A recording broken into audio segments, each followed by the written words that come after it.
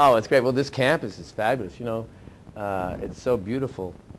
But I was fascinated because you do sometimes just fly in something, you land, and I was even asking on the way here the geography, how far we were from New York City, where I just flown in from. But I've always wanted to come to West Virginia. You know, I didn't do theater in high school at all, but I did have a very active fantasy world of show business. I wanted to be a doctor, and so I went to McMaster University in Hamilton, Ontario, where I was raised, and studied 2 years pre-meds. But at the same time, now I was into doing theater. A friend of mine had directed this big musical of How to Succeed in Business Without Really Trying, so I was, you know, just had one line in that.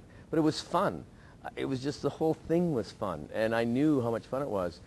And I started to think about this idea that your fantasy world could actually become your real world. It was possible. But once you become famous, you're too bitter and competitive to like anybody.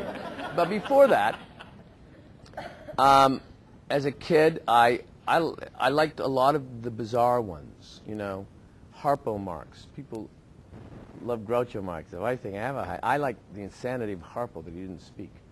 They were great questions, and I think that it's very always inspirational to talk to students, because it's the beginning of it all, and they're really looking for answers, and it seems so daunting. And you know, I always say that the only thing I've learned is not to take it personally. And unfortunately, as opposed to being a doctor and talking to a medical class, people who are in theater classes, in 10 years, many of them will not be pursuing that because it won't have been realistic.